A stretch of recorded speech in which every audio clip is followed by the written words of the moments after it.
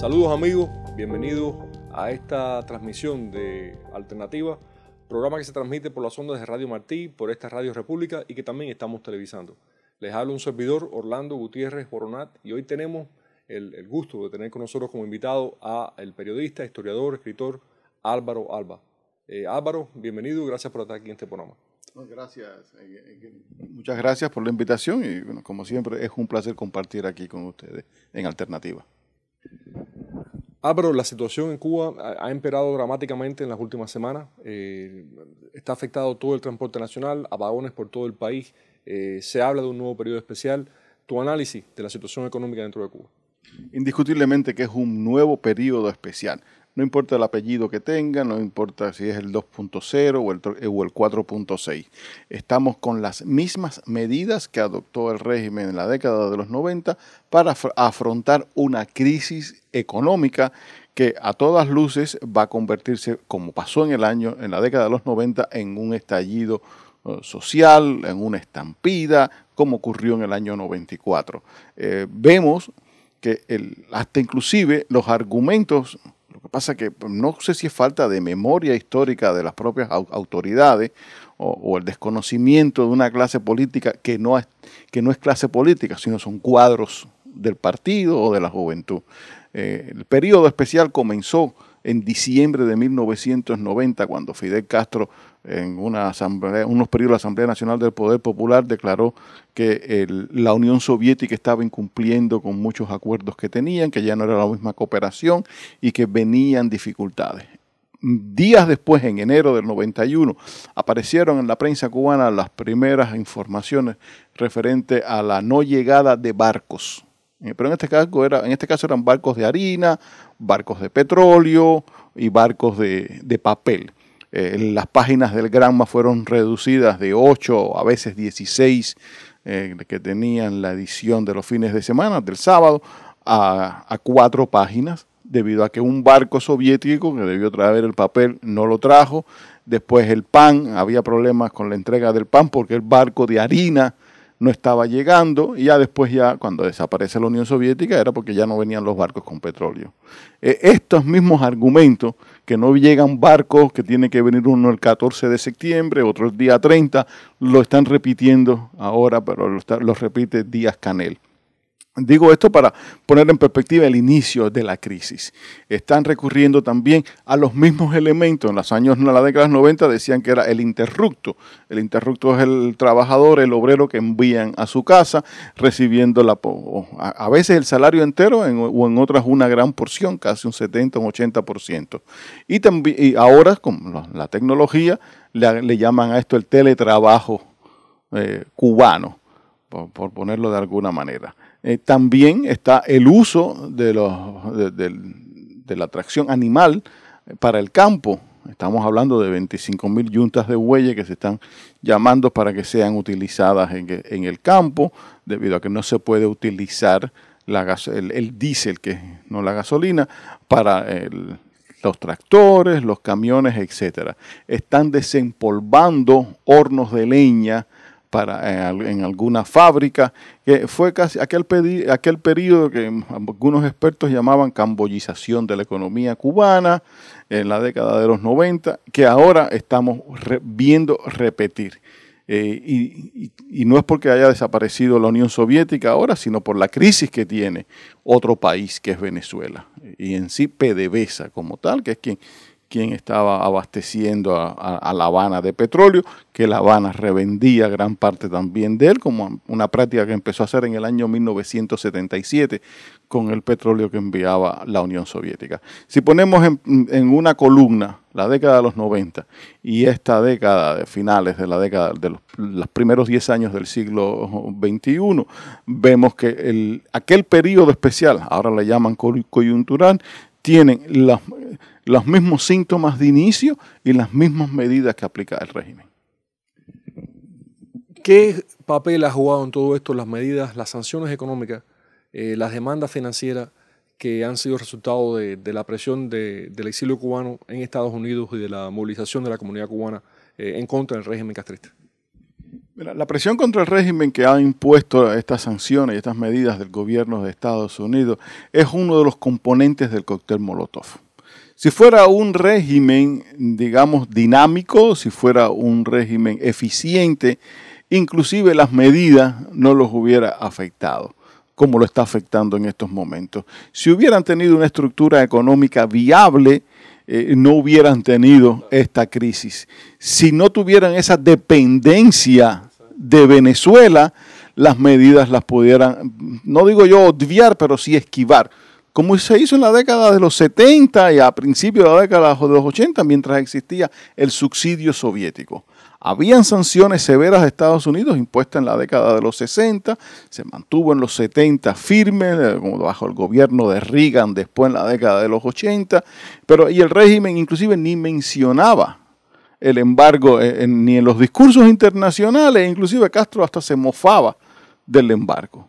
El embargo empieza a ser un peso cuando desaparece la Unión Soviética, cuando se le acaba el subsidio, que es cuando empiezan los reclamos en las Naciones Unidas, esas votaciones de la Asamblea General. La empiezan precisamente cuando se inicia el periodo especial, buscando presión sobre Estados Unidos para obtener ellos financiamiento, créditos, tener acceso a los planes internacionales de crédito, etc.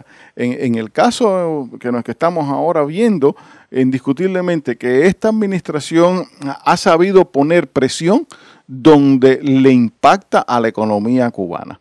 Las remesas siguen siendo una de las principales fuentes de ingresos para la economía cubana, una economía que los planes de todos los congresos, los proyectos y los planes quinquenales lo presentaban a la isla como un país industrializado, y se demuestra con el envío de remesas que Cuba es una economía del tercer mundo, una economía latinoamericana, una economía donde Cuba es como Honduras, es como Nicaragua, como El Salvador, como República Dominicana, que depende del envío de dinero de los familiares para el mantenimiento de sus seres queridos en la isla.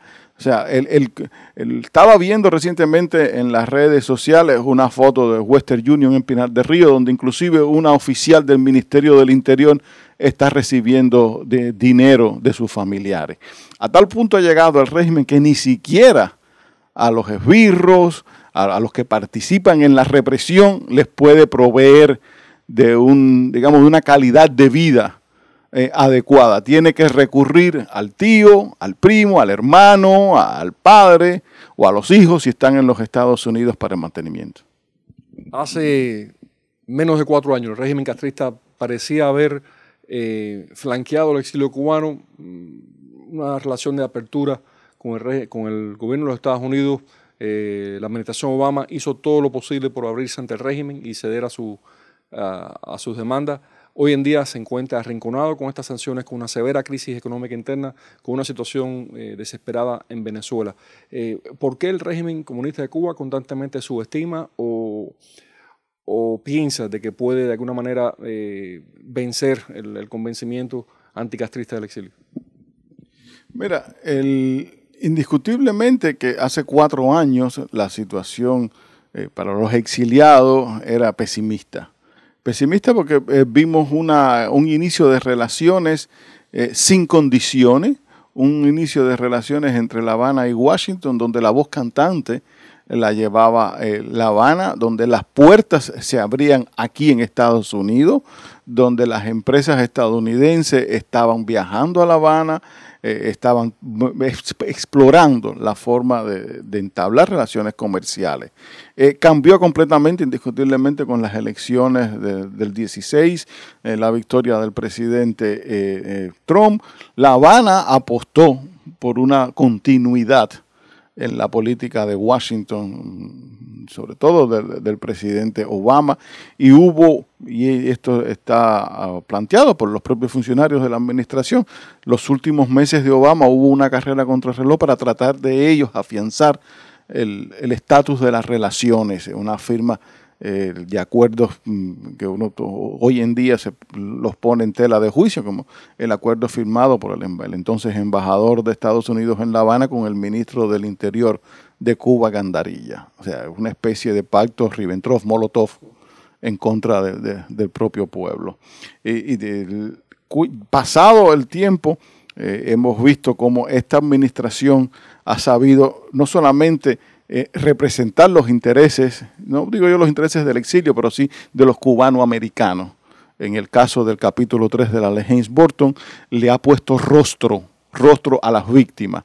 Estamos viendo no solamente, digamos, a lo que eran empresas grandes en Cuba, como la Rechavala o la Bacardí, sino también a familias trabajadoras como los Matas, que tenían un hotel en Santa Clara, el hotel fue expropiado, obligando a los propietarios a vivir solamente unos cuartos en el último piso y después tirar al abandono el edificio por décadas, hasta que vinieron unos españoles de Meliá a rescatarlo y a renovarlo y ponerlo en explotación, de lo que sigue siendo de todas maneras una propiedad robada. Entonces, el régimen de La Habana subestima la fuerza del exilio precisamente por el desconocimiento que tienen, del dolor que existe. Segundo, de la importancia que tiene de ser un actor político interno en los Estados Unidos. El exilio cubano ha sido capaz de llevar a la Cámara de Representantes, de llevar al Senado, no solamente a cubanos americanos, sino también a aliados en esta lucha por la democracia y contra el régimen de La Habana. Ha sabido crear alianzas con importantes políticos estadounidenses, no solamente aquí en el sur de la Florida, sino a través de todo el país, para la lucha por la gobernación del estado de la Florida.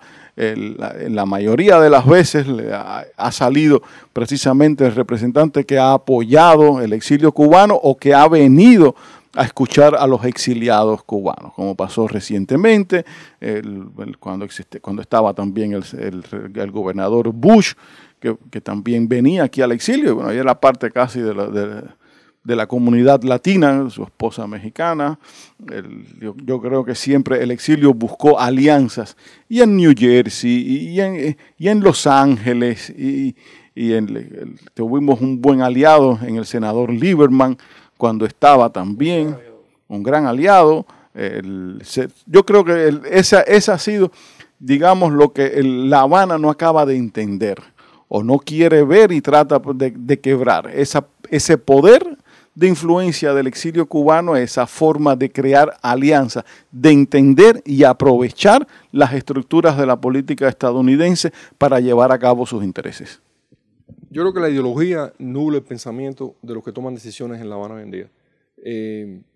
Marco Rubio no nació en Cuba, Ted Cruz no nació en Cuba, Mauricio Clavel Carón no nació en Cuba. Y ellos representan a miles de cubanos de su generación. La libertad de Cuba es un compromiso intergeneracional en esta comunidad que no muestra ninguna señal de desaparecer. Mira el mismo Carlos Trujillo, es el nieto de exiliados cubanos y es una de las personas más firmes en cuanto al tema de Cuba en Washington, D.C. Tiene que haber un sector racional dentro de ese aparato de poder que se dé cuenta que hay que ir a la apertura y hay que ir a la democracia.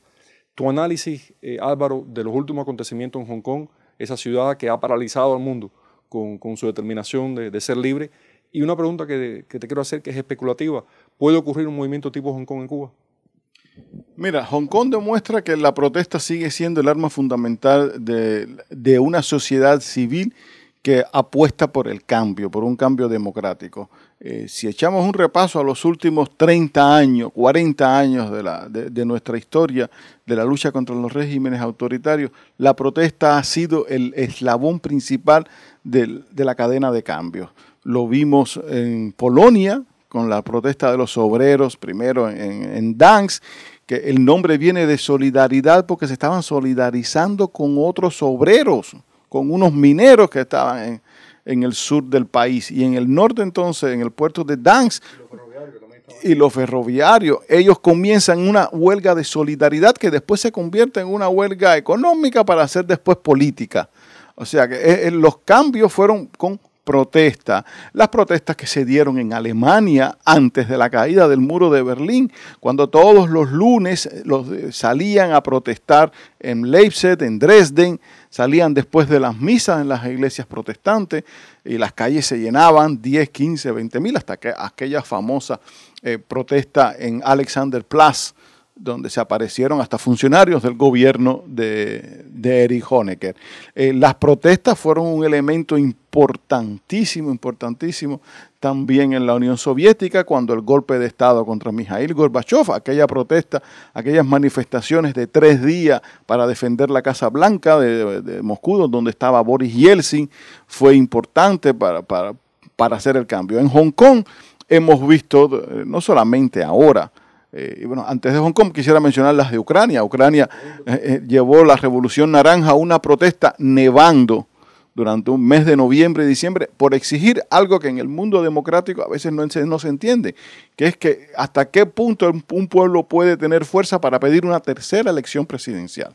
Casi siempre es la elección y después entonces una segunda vuelta si quedan empatados. Aquí los ucranianos se quejaron en el 2006, cuando la Revolución Naranja, se quejaron del fraude en la primera, del fraude en la segunda, y obligaron a las autoridades nacionales a hacer una tercera vuelta para las elecciones presidenciales. Y después vino, el Euromaidán también, que fue una protesta que echó del gobierno al último representante de lo que eran las corrientes prorrusas dentro de Ucrania, que quería llevar al país hacia Moscú y no hacia Bruselas, como era el deseo nacional.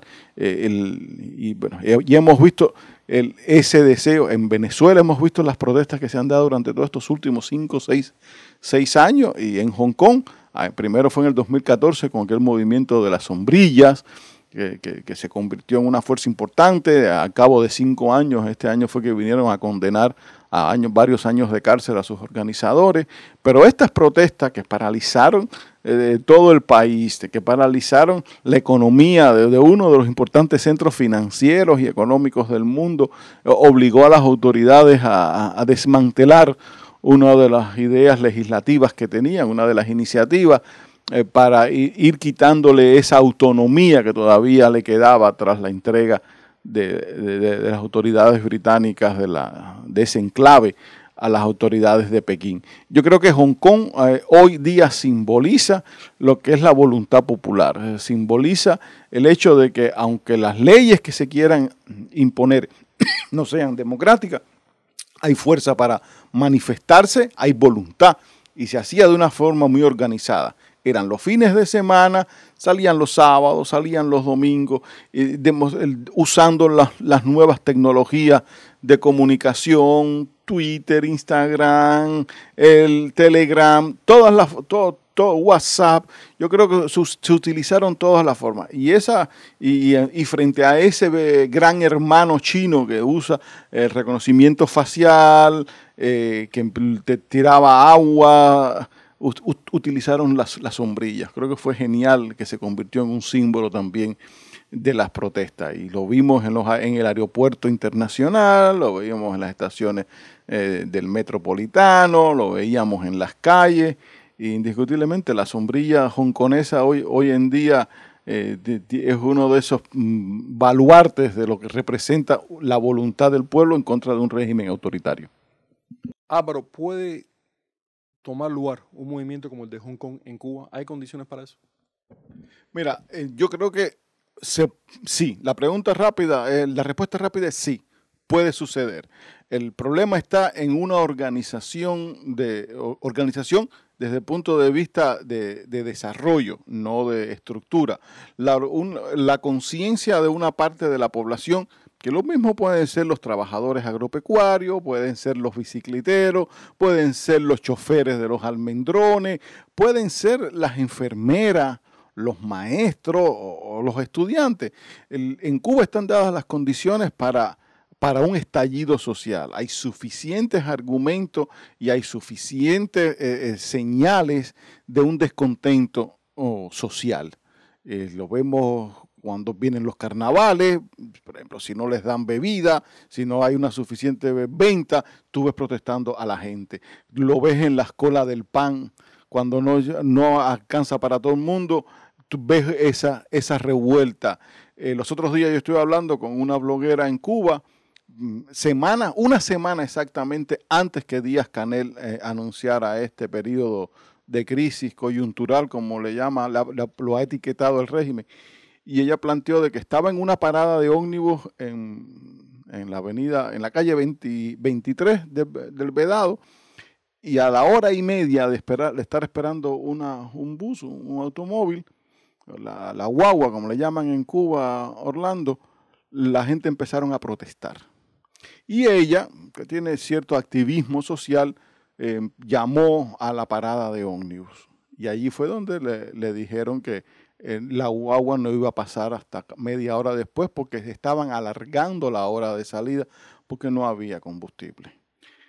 Dice que había un descontento general. Todos en esa parada estaban quejándose del régimen, estaban quejándose de las autoridades y que cuando llegó el ómnibus, no todo el mundo de allí pudo montarse en esa guagua. La guagua ya venía congestionada y lo que si acaso 15 personas pudieron montarse en él. Y quedó ese lugar mucho más agresivo. Esa parada tenía más descontento que lo que tenía 10 minutos antes que llegara la guagua. Ese tipo de reacción es un estallido. En Rumanía, recordemos que las protestas empezó en Timișoara porque iban a cerrar la casa de un pastor.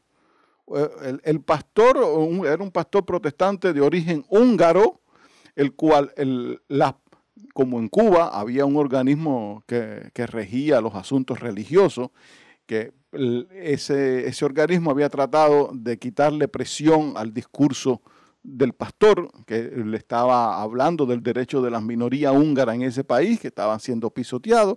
Meses antes, en el entonces Comisión de Derechos Humanos de las Naciones Unidas, había sido condenado el régimen de Ceausescu por el atropello a la minoría húngara, y aquel pastor se convirtió como especie de vocero de la minoría húngara en Rumanía, y su casa lo quisieron expulsar de la casa y cerrar la casa templo que él tenía. Y comenzaron los vecinos a protestar, y aquella rebelión de los vecinos después se convirtió en la rebelión del barrio y la rebelión de la ciudad, que cuando llegó hasta Bucarest lo que hizo fue desplazar del poder a Nicolau Ceausescu. O sea que la parada de ómnibus hoy en día puede ser, digamos, el lugar más antitotalitarismo, la expresión de rebeldía más popular que hay en Cuba. Por eso es que hemos visto que están poniendo 3 oficiales de la policía en cada parada, supuestamente para detener los carros estatales y que ellos también transporten. Pero el problema es que saben que tienen que controlar a una masa de 100, 120 cubanos que están bajo un sol de casi 40 grados centígrados, donde no hay ni siquiera un baño público cerca, donde no hay un establecimiento para vender agua a los que están esperando la guagua, y eso puede ser un estallido social. El maleconazo del 94 comenzó por el rumor de que si venían unas lanchas que se la estaban esperando, pero eso, y pasó así espontáneamente. Y tuvieron que salir las tropas especiales de la policía, tuvieron que enviar aquella brigada de Blas Roca, etc. Cualquier parada que tenga más de 50 personas hoy en día esperando y más de una hora una guagua en Cuba puede ser la gota que colme la copa. Bueno, vamos a recordar de que este 29 de septiembre es la movilización mundial en apoyo a Hong Kong. Se teme de que el régimen comunista de China quiera el 1 de octubre, que es el aniversario de la victoria del Partido Comunista en la guerra civil, querer tomar una acción en contra de Hong Kong. Así que aquí en Miami, en diferentes partes del mundo, se va a estar movilizando la comunidad de gente que cree en la libertad y la democracia para apoyar a Hong Kong. Le pedimos a todos nuestros hermanos que se mantengan en sintonía con estos eventos, porque hay que mostrar solidaridad a nivel internacional con esta ciudad tan valiente, que sin violencia, que con una gran determinación está luchando por lo que tiene, que es el Estado de Derecho y es la libertad. Ya cerrando, llegando al final del programa, Álvaro, tanto Trump como Bolsonaro pidieron el fin de las dictaduras de Cuba y Venezuela ante la ONU. Yo creo que para eso están las Naciones Unidas. Debe ser una tribuna de reclamos internacionales. Quizás muchos no prestaron atención hace años cuando entonces Kofi Annan, el secretario general de las Naciones Unidas, empezó a lo que después se llamó el concepto Anán, que es que los derechos individuales, el derecho humano está por encima del derecho soberano del país. Y por eso fue que vinieron aquellas intervenciones en Ruanda para detener la masacre entre los Tutsis, el derecho humanitario. Y también lo vimos en Yugoslavia, donde la dirección de entonces de Slobodan Milosevic estaba masacrando a los albanos kosovares. O sea, ese derecho para decir inclusive señalar a los agresores, a los violadores de derechos humanos y hacer una intervención humanitaria es lo que debe primar en las relaciones internacionales, es lo que oímos en el discurso de Bolsonaro señalando a Cuba y a Venezuela como dos regímenes violadores de derechos humanos, La Habana como el titiritero de la marioneta que tiene en Venezuela, y yo creo que son discursos que primero deben ser bien divulgados, y los órganos de la diplomacia en los dos países deben dar a conocer, en este caso en Venezuela y en La Habana, para que haya un conocimiento de cuáles son las posturas que hay en el mundo con respecto a esos gobiernos, que no son aplausos. La Habana tiene una maquinaria de propaganda para acallar las críticas que le hacen en el exterior. Bolsonaro fue muy convincente presentando las pruebas y hablando, y lo ha hecho durante todos sus años de gestión, con el sistema de esclavitud de batas blancas que tiene el régimen, que se ha convertido también en una de sus fuentes de ingresos. Bueno, quiero darte las gracias, Álvaro, por participar en este programa. A nuestro público en Cuba le agradecemos su sintonía. Manténganse sintonizados con Radio Martí, con Radio República, para más informaciones, más análisis sobre el mundo, lo que ocurre realmente en el mundo, para poder romper la censura de este régimen sobre nuestra información. Queda de ustedes un servidor, Orlando Gutiérrez Boronat, agradeciéndole a Daniel Castropé y a Jorge Trías su producción en este programa visual y también radial. Muchas gracias y mantengan la sintonía.